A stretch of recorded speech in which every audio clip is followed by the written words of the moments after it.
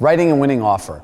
One of the things that buyers often don't get walked through, especially in the beginning, and where some of the challenges come, is how the entire offer process actually works.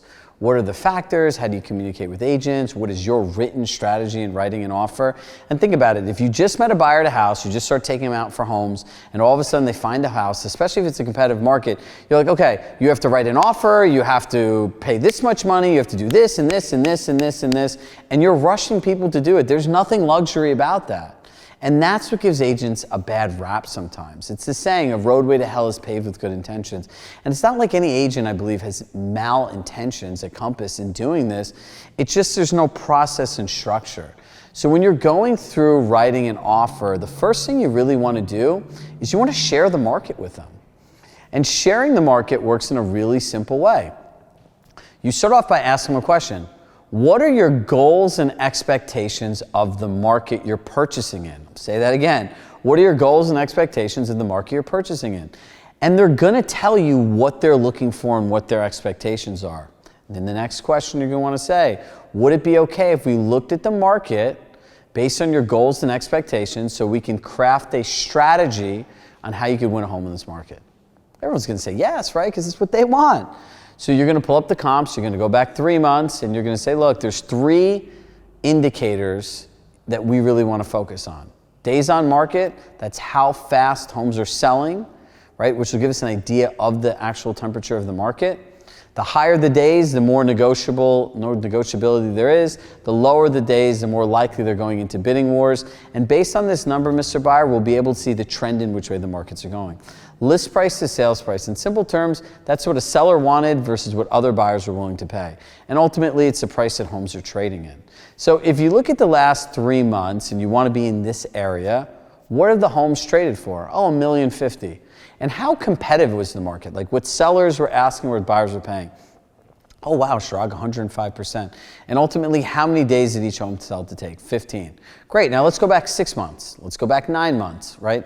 And you can go back anywhere from 3 to 9 months depending on the comps, and then you could establish a pattern, right? So you're gonna be able to pull those averages and say, so what you're saying is, homes are selling at this much money, sellers are asking this much, buyers are willing to pay this much, and this is the average days on the speed that a home actually trades in. And they're gonna say yes. So now you've established value, past value. Now you're gonna wanna go to contract. This is more present value. You don't know the days, you don't know the sale price, you don't know the list price to sales price. So you could, if you have friends that are agents, this is a great place where some people might tell you this, or you could ask, or you might know. But ultimately, the one indicator you have are days on market. You could look back at a 3, 6, 9 month average and see if the days have gone up, the days have gone down, and be able to provide data and feedback off of it. And then the most telling is, how much inventory is there? How many homes are there? And how do those days on market associate to the ones in contract and the ones in the past? This is how you share the market. Now, the $1 million question you want to ask before you even get into offer strategy is, if you were going to buy a home in one of these areas, what would you offer and why? Say that again. If you're going to buy a home based on what you saw, because this is the same data that the seller has access to and the same data that we have access to, what would you pay and why? This will give you the I want a deal, I'm unrealistic, this will flush out all of the stuff. So if you see homes that are in bidding wars, are at 100% and above, and these people are going to give you low ball offers, you can say, well, I want to pay 90% because I want a deal. What do you do then, right? It's really simple. You say, if you owned a home and you had all this data, would you take an offer when homes are selling at 105% at asking price, at 90%, and if you would take the offer, why? And see what they say. See, what you're trying to do is flush out all the unrealistic buyers in the beginning.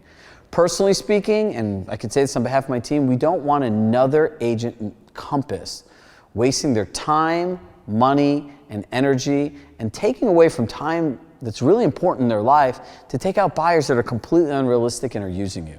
So this will flush out the process. And really you want to align around to win a home in this market, generally saying we're going to have to work at the speed, right? Because you can control the speed, the offer, the terms, the contingencies.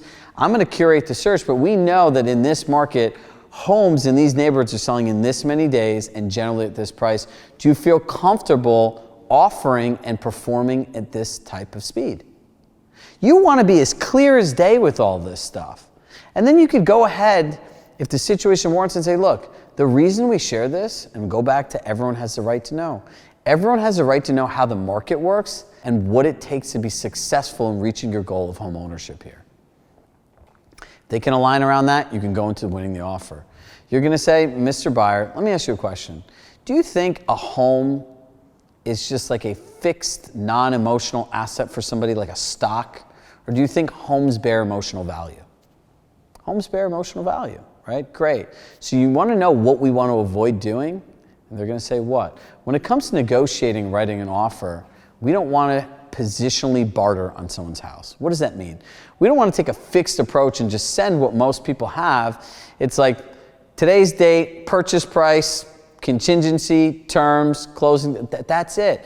So you're taking something that has the most sentimental value and emotion to somebody, like this is all that it's worth. And then you're going to give them a pre-approval letter that says you're financially qualified by some stranger, and in some cases a bank they've never heard of. Would that give you confidence if you're selling your house to someone, the ability to perform or even know the buyer? Absolutely not.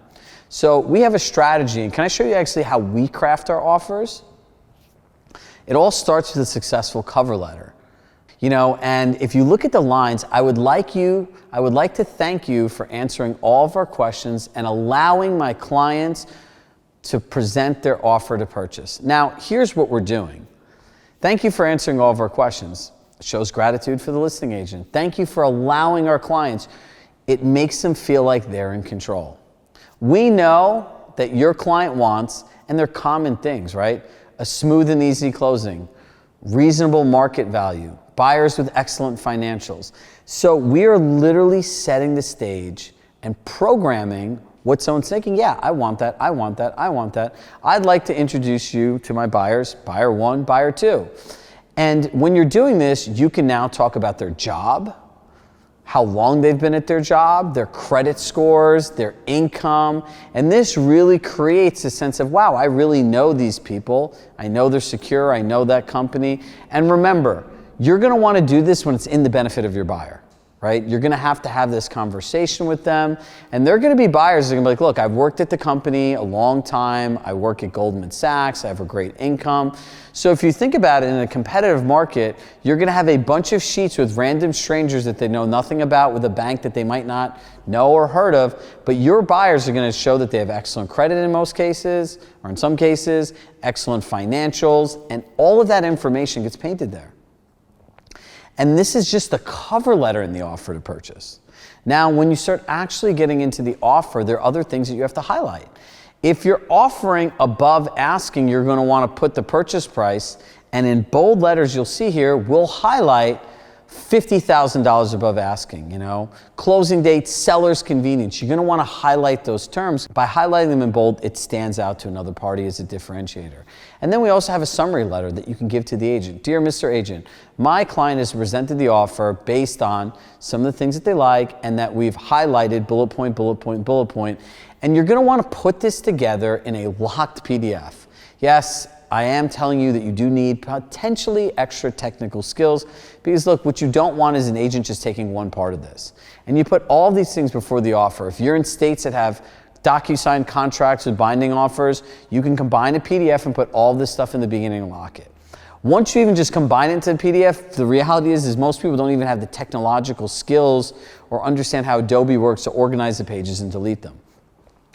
Now, this is how you craft a winning offer, and you're showing your client the value you have in negotiations and everything else. Now, another just side note is that's how you write an offer, but you're also, prior to even making the offer, you could say, we contact the listing agent. We ask them some simple questions.